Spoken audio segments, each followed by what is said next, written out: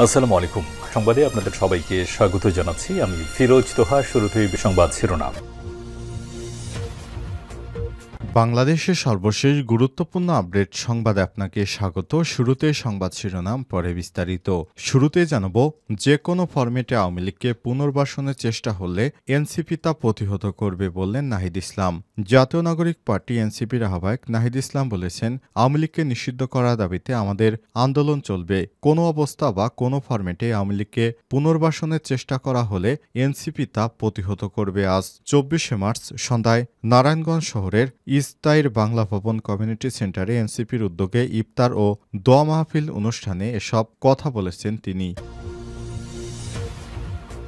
এরপর জানাব, বাংলাদেশকে অস্থিতিশীল করা ষড়যন্ত্র হচ্ছে বললেন মির্জা ফখরুল। বাংলাদেশকে এখন অস্থিতিশীল ও বিপদে নিমজ্জিত করা ষড়যন্ত্র হচ্ছে বলে মন্তব্য করেছেন বিএনপির মহাসচিব মির্জা ফখরুল ইসলাম আলমগীর। আজ ২৪শে মার্চ দলের মিডিয়া সেলের ইফতার মাহফিলে এমন মন্তব্য করেন ফখরুল।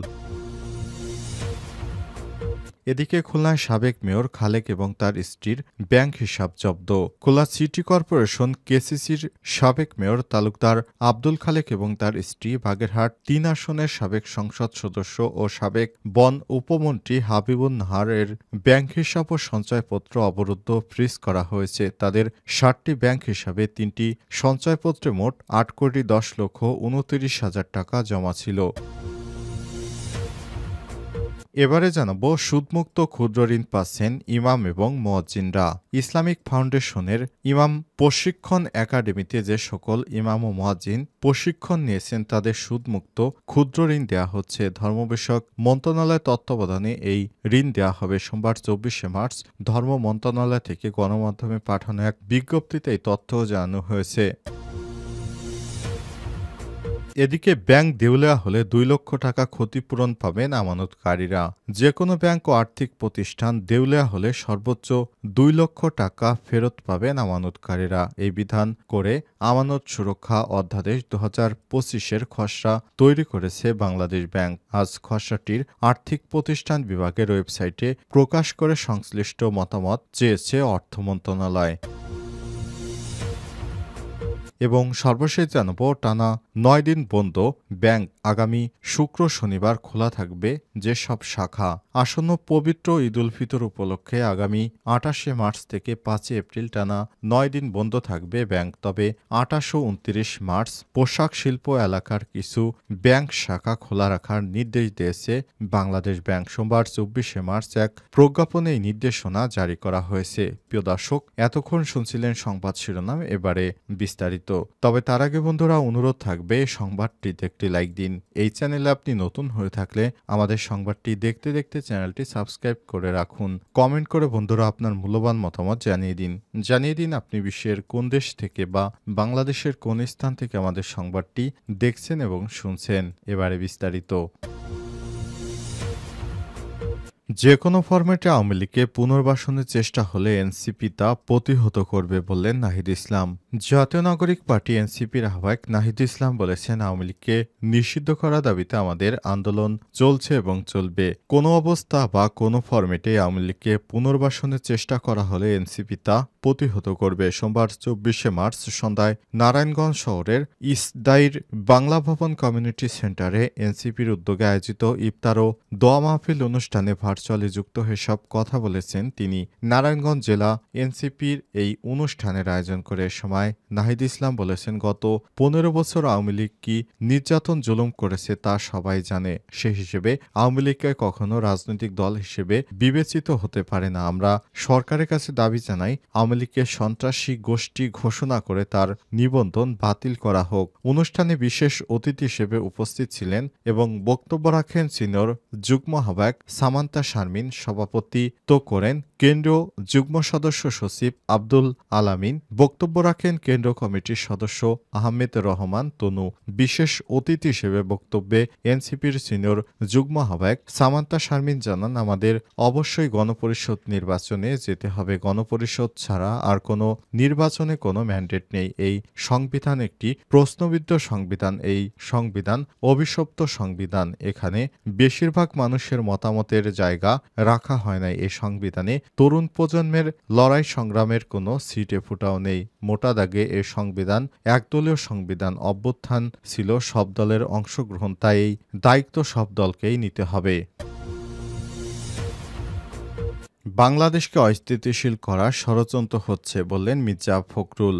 বাংলাদেশকে অস্থিতিশীল ও বিপদে নিমজ্জিত করার ষড়যন্ত্র করা হচ্ছে বলে মন্তব্য করেছেন বিএনপির মহাসচিব মির্জা ফখরুল ইসলাম আলমগীর। সোমবার ২৪শে মার্চ দলের মিডিয়া সেলের ইফতার মাহফিলে এমন মন্তব্য করেছেন ফখরুল। তিনি আরও বলেছেন, স্বাধীনতা এবং সার্বভৌমত্ব অরক্ষিত করার ষড়যন্ত্র ও দেশপ্রেমিক সেনাবাহিনীকে বিতর্কিত করে কথা বলা মঙ্গলজনক নয়। মির্জা ফখরুল ইসলাম আলমগীর বলেছেন, দেশের অস্তিত্ব বিলীন দেশে বিদেশে ষড়যন্ত্র হচ্ছে, তাই সবাইকে ঐক্যবদ্ধ থাকতে হবে।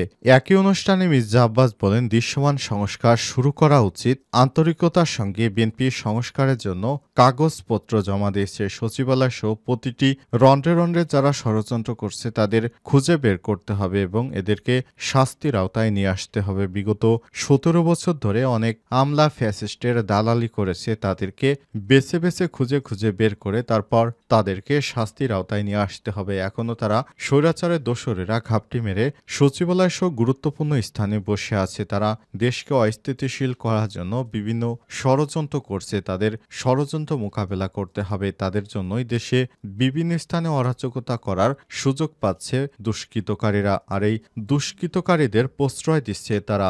এদেরকে কোনোভাবেই ছাড় দেওয়া হবে না। খুলনার সাবেক মেয়র খালেক ও তার স্ত্রীর ব্যাংক হিসাব জব্দ।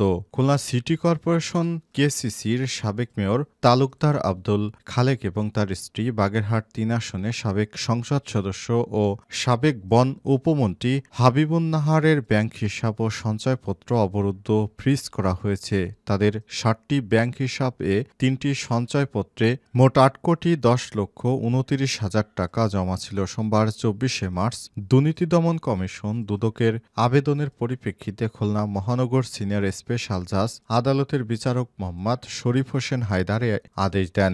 দুদক খুলনা কার্যালয়ের উপপরিচালক মোহাম্মদ আব্দুল অদুদ জানান, তালুকদার আব্দুল খালেক এবং তার স্ত্রীর বিরুদ্ধে ক্ষমতার অপব্যবহার করে বিপুল সম্পদ অর্জনের অভিযোগ অনুসন্ধান চলছে। অনুসন্ধানে ঢাকা ও খুলনা বিভিন্ন ব্যাংকে তাদের দুইজনের এসব টাকা জমা থাকার তথ্য পাওয়া গেছে। হিসাব অবরুদ্ধ করা না হলে তারা টাকা তুলে নিতে পারেন। এজন্য হিসাব অবরুদ্ধর জন্য আদালতে আবেদন করা হয়। আদালত আবেদন গ্রহণ করেছেন। দুদকের সহকারী পরিচালক রকিবুল ইসলাম জানান, তালুকদার আব্দুল খালেকের নামে আইএফআইসি ব্যাংকে খুলনা শাখায় ৫ কোটি টাকা ও এনসিসি ব্যাংকে ৬৫ লক্ষ টাকা, দুটি এফডিআর সহ ৫টি ব্যাংক হিসাবে ৬,২৯,৮৫,০০০ টাকা রয়েছে। এছাড়াও তার স্ত্রী হাবিবুন্নাহারের নামে ৩টি সঞ্চয়পত্র ও দুটি ব্যাংক হিসাবে ১,৮০,৪৩,০০০ টাকা রয়েছে। সুদমুক্ত ক্ষুদ্র ঋণ পাচ্ছেন ইমাম মুয়াজ্জিনরা। ইসলামিক ফাউন্ডেশনের ইমাম প্রশিক্ষণ একাডেমিতে যে সকল ইমাম ও মুয়াজ্জিনরা প্রশিক্ষণ নিয়েছেন তাদের সুদমুক্ত ক্ষুদ্র ঋণ দেওয়া হবে। ধর্ম মন্ত্রণালয়ের তত্ত্বাবধানে এই ঋণ দেওয়া হবে। সোমবার ২৪শে মার্চ ধর্ম মন্ত্রণালয় থেকে গণমাধ্যমকে পাঠানো এক বিজ্ঞপ্তিতে এসব তথ্য জানানো হয়েছে। জানা গেছে, ইমাম মুয়াজ্জিন কল্যাণ ট্রাস্ট হতে এই ঋণ সহায়তা দেওয়া হচ্ছে। এছাড়াও এই ট্রাস্ট হতে অসুস্থ ইমাম ও মুয়াজ্জিনদের আর্থিক সহায়তা দেওয়া হচ্ছে। ধর্ম মন্ত্রণালয়ের বিজ্ঞপ্তিতে জানানো হয়েছে, চলতি ২০২৪-২৫ অর্থ বছরে সারা দেশে ৬০০ জন ইমাম মুয়াজ্জিনকে ১,৮০,০০,০০০ টাকা সুদমুক্ত ঋণ দেওয়া হয়েছে। একই অর্থ বছরে ৪,৬২০ জন ইমাম মুয়াজ্জিনকে আর্থিক সহায়তা হিসেবে ২,৩১,০০,০০০ টাকা বিতরণ করা হচ্ছে। এর মধ্যে ঢাকা জেলায় ২৯৫ জনকে ১৪,৭৫,০০০ টাকা বিতরণ করা হয়েছে। অবশিষ্ট টাকা নির্বাচিতদের মাঝে বিতরণের কাজ চলছে। ইমাম মুয়াজ্জিন কল্যাণ ট্রাস্ট হতে এই দুই খাতে ৪,১১,০০,০০০ টাকা বিতরণ করা হচ্ছে। উল্লেখ্য, কোনো ইমাম বা মুয়াজ্জিন মারাত্মক দুর্ঘটনা, পঙ্গুত্ব, দুরারোগ্য ব্যাধি ইত্যাদি কারণে অক্ষম হয়ে পড়লে, আকস্মিকভাবে মৃত্যুবরণ করলে তাদের আর্থিক সহায়তা ও ঋণ প্রদান, তাদের মেধাবী সন্তানদের শিক্ষার জন্য আর্থিক সহায়তা এবং তাদের পরিবারের কল্যাণে ২০০১ সালে এই ইমাম মুয়াজ্জিন কল্যাণ ট্রাস্ট গঠিত হয়েছে।